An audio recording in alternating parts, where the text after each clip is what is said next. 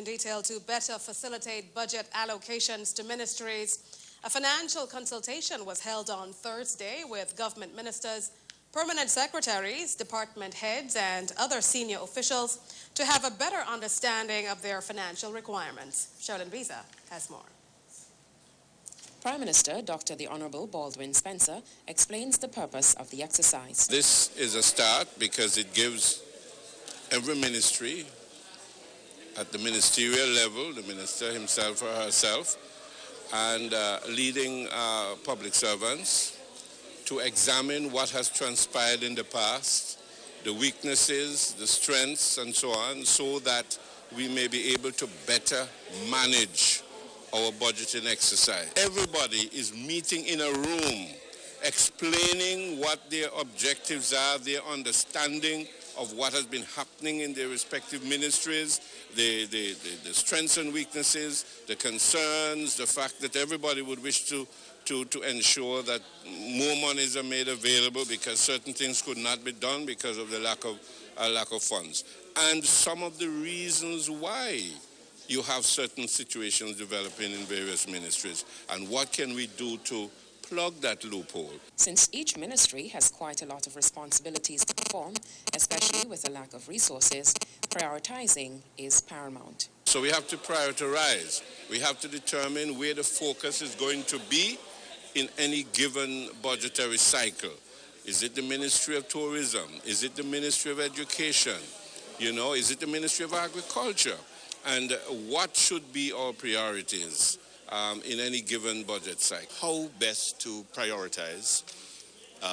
Maybe we can do some phasing so that things that ministries would want to do this year, we're saying to them, maybe do some this year, some next year, and phase it over a period of time. Prime Minister Spencer and Minister of Finance, the Honorable Harold Lovell, spoke of the outcome of the consultation. I believe the Ministry of Finance will look at certain things as it relates to specific proposals and specific objectives in any given ministry. And I believe that the whole idea is to make sure that we can stick to whatever the budgetary arrangements are. But if any adjustments are to be made, it would have to be a compelling reason why that is so. See, we're able to identify areas of waste.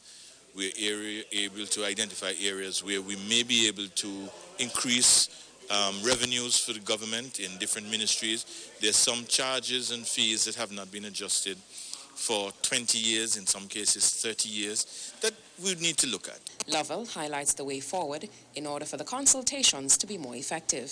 We are looking to do at least 2 per year. One at the beginning of the year and one slightly before we do the budget, so that we have a meeting like this and we can really begin to set the priorities and we can do the things, more of the things that I was just mentioning. And we may even do one in the middle of the year to do an evaluation or do an assessment of how far we've reached. Lovell says the government needs to look at ways of increasing revenue as well as cutting expenditure. He cited the incomplete third floor of the police headquarters, government vehicles, school security, government business travel, and a task force to link ministries to create a better synergy. Spencer fully agrees. We have to cut out wasteful expenditure. It does no good to the country when you have to contend with such a situation, right? So whatever can be done to reduce unnecessary expenditure and also to cut out some of the fat that is put into some of these things, the fat that is really not necessary. We have to be leaner and meaner, but at the same time deliver the services to the people. Sherilyn Visa reporting for ABS News. Meanwhile, budget preparations have moved from line item budgeting to program budgeting. Finance Minister Harold Lovell explains.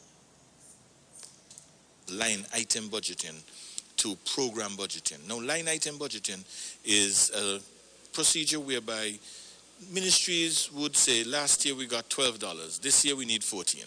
Last year we got $35, this year we need $37. It only looks at the costs.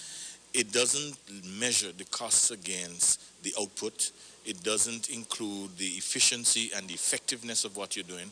It does not seek to take into account whether this is the way it ought to be done in the first place or whether it ought to be done in a totally different way. For this reason, Lovell said the business plan was introduced. A lot of the ministries, again, are using the business plan just as an academic exercise. Before you do your budget, you need to do a business plan, so you do the business plan, but you never look at it again. So we really want to make the business plan live. You've put the business plan out. How are we doing it? Are you really implementing as you have set out to implement in accordance with your business plan? And the points that I raised, what's the cost?